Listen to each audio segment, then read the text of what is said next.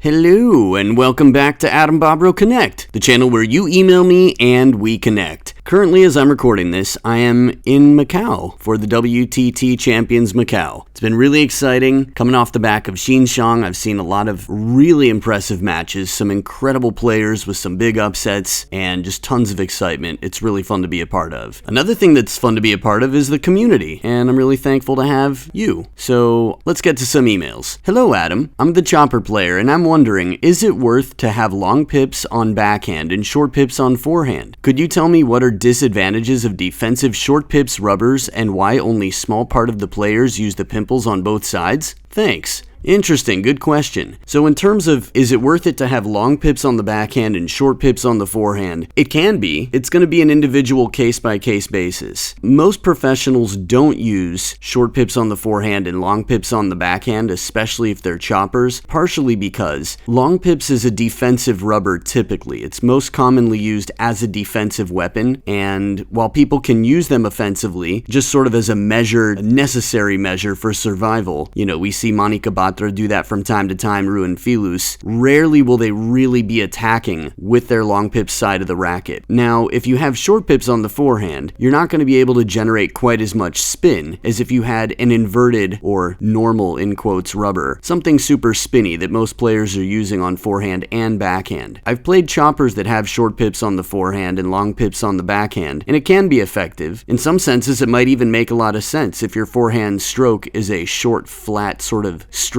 swing. But if you have, say, a very big stroke and generate a lot of racket speed, can spin the ball well, then maybe having inverted rubber would be to your advantage just because it would offer greater variety between your forehand and backhand. So the spin, as you might know, when you hit topspin on the ball, it increases your chances of making the shot. You can attack a ball from lower with greater confidence. So as an offensive player, yeah, I think that's a very necessary ingredient for most, at least having one side of the racket with inverted rubber. If you're not a professional, no problem, you can do whatever you want. And the truth is, even if you are a professional, you can do whatever you want, but you're going to do whatever you can to give yourself the best chances of winning. So I say, have some fun, see if it fits your game, give it a try. You can always switch. Again, if you're not feeding a family with it, you have the freedom to explore, to lose, to play, to have fun, and that's all part of it. So let's see if that answered your question. Disadvantages of defensive short pips rubbers. So I think short pips rubbers generally are somewhere in between. They can be used defensively and they can be used offensively. So depending on how much sponge you have underneath can sort of determine how offensively or defensively you would use your short pips, or at least give you the ability to use your short pips more offensively or defensively. If you look at Miyu Kihara, Mima Ito, they have thick sponge underneath their short pips, so the ball sinks in a little bit more. There's more dwell time, so the ball can sink into the rubber and the sponge and come back spinnier. But they can also use it to slow down the ball and play defensively. But the same is true of inverted rubber. You can slow down a ball, play a drop shot, take the pace off. We saw Ma Long do it against Hugo Calderano. It's quite common. And I guess that answers your question about why only a small percentage of players use pimples on both sides of the racket, simply because it offers them an escape if they need to attack with spin. With heavy topspin, inverted rubber tends to be the best way to create the most topspin. So I hope that's helpful. Hope you have a lot of fun, and good question. If you have questions, you can send them into AdamBobrowConnect@gmail.com, and hopefully we'll have a chance to connect. So thanks for tuning in as always. Keep sending me those questions, and as always, keep on ponging.